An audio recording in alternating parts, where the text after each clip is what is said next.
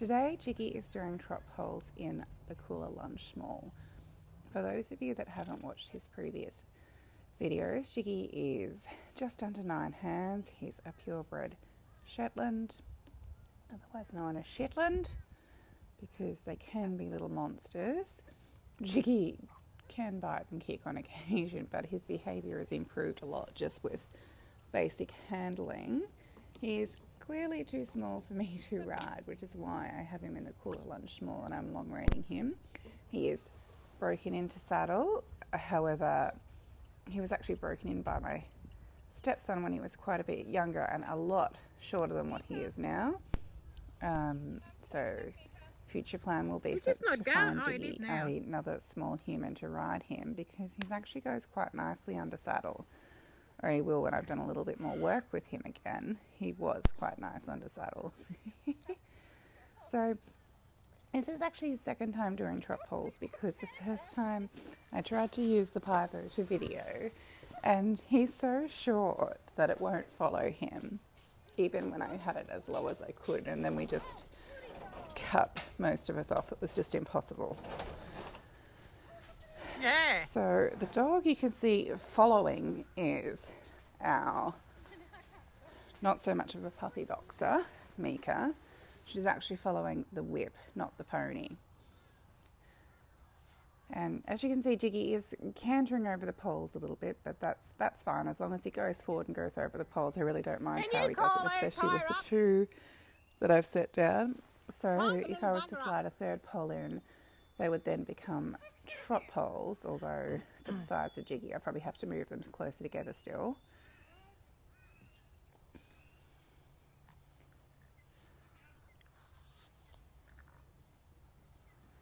I think the main thing I need to work on with Jiggy, like to tie her up for handle the time. trot poles with ease, it's actually his brakes, because he doesn't have a lot of brakes at the moment. He's going forward quite nicely. He's actually really easy to turn. As you can see, we're getting some canter now. But the stopping, not so good with stopping. That's okay, that will come. So I've just reorganised the 4 poles so he can start to go over the 4 poles. I think we've gotten rid of the boxer now, which is not very helpful.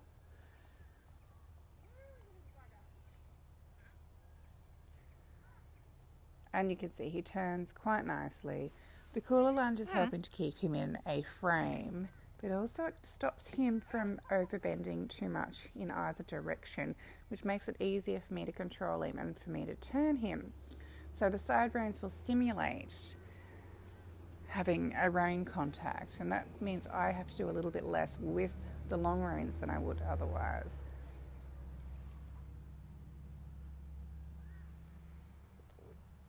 Oh, and don't be fooled, he would have stopped himself. I didn't actually stop him there. He's so cute though.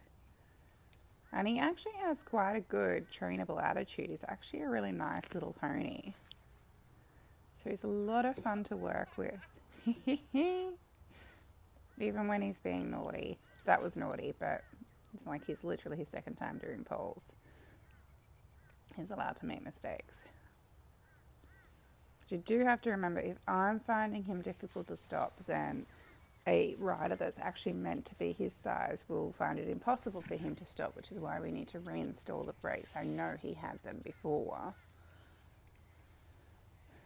He, at the start of our training session on the long reins with the Kula Lunge, he was trying to stop and kick up a little bit, which again, for the size of him is a non-event, but if he had a rider on him of an appropriate size, that would be a really big deal. So I had to tell him off for that. Luckily that involved a firm voice and he got the idea, and then I just push him forward again.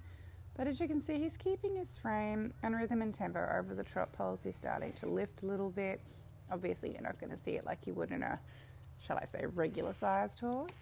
This is all going quite nicely. Yeah. So this is how you can utilise the Kula Lunge small on your smaller horse that is too small for you to ride, so you can prepare them for your children to ride, or for your clients' children if you're a coach. Thank you for watching. Please subscribe to our channel, Kula Lunge.